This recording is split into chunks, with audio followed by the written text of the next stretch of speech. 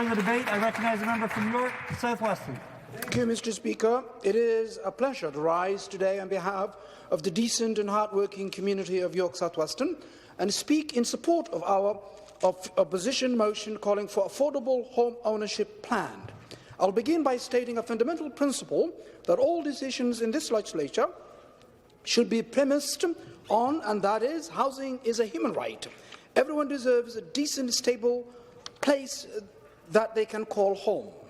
The sad reality is that because of the decades of neglect by Liberal and Conservative governments, that people are finding home ownership to be just a dream. I know in York South Weston people are being forced to leave the neighbourhoods they grew up in and thus leaving parents, family, friends and community behind.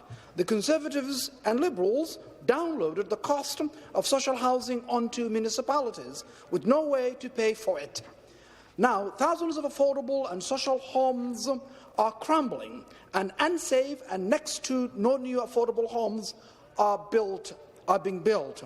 The provincial government's years of neglect and inaction on the housing file has led us to the housing crisis we now found ourselves in.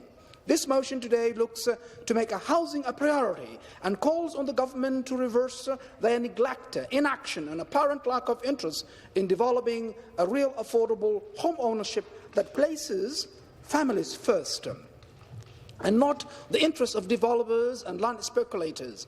These housing speculators have made this crisis even worse, and it is near impossible for families to even enter the housing market. We need to look to other provinces that have tried to cool the market with speculation and vacancy taxes. Real rent control needs to be brought back and evictions need to end. 1 year ago in York South Weston, a staggering 170 eviction hearings were scheduled just in the month of November.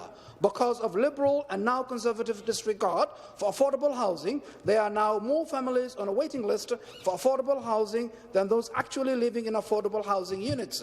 Seniors now account for over a third of that wait list for decent housing, and it is an embarrassment to this government that elders are waiting almost 5 years to obtain affordable housing. Mr. Speaker, this motion is calling for affordable home ownership plan is needed urgently right now. Communities struggled during the pandemic, and inequities and disparities in housing for all was really highlighted.